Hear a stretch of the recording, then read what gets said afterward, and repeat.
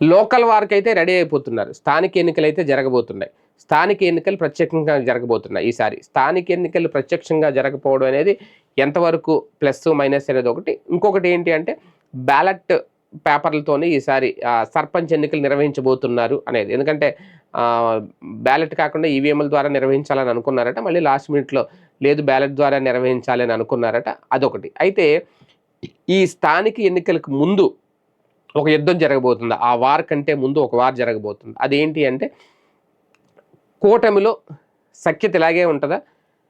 Local ఎన్నికల ముందు ఆ సఖ్యత కొరవడుతుందా? అనేది ఒక పెద్ద చర్చ నడుస్తుంది. దానికి కారణం పవన్ కళ్యాణ్ గారి మౌనం.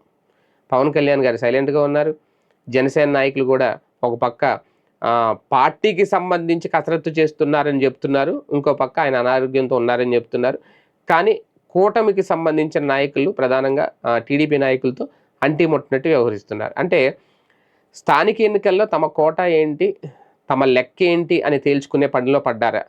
రేపొద్దున్న అనుకున్న స్థానాలు, అనుకున్న సీట్లు దక్కకపోతే లోకల్ వార్ కంటే ముందే ఒక పెద్ద రాజకీయ వార్ జరగబోతుందా ఆంధ్రప్రదేశ్‌లో అనే చర్చ అయితే నడుస్తుంది. దానికి ముగింపు పలకాలి అంటే తెరదించాలి అంటే పవన్ కళ్యాణ్ గారు బయటకొచ్చి మాట్లాడాలి. పవన్ కళ్యాణ్ గారు ఇప్పుడు జరుగుతున్న రాజకీయ పరిస్థితుల మీద ఒక క్లారిటీ ఇవ్వాలి. ఆ క్లారిటీ ఇస్తే ఓకే. లేదంటే లోకల్ ఎన్నికలు మీద ఖచ్చితంగా ఈ ప్రభావం అయితే ఉంటుంది అనేది విశ్లేషకుల అభిప్రాయం.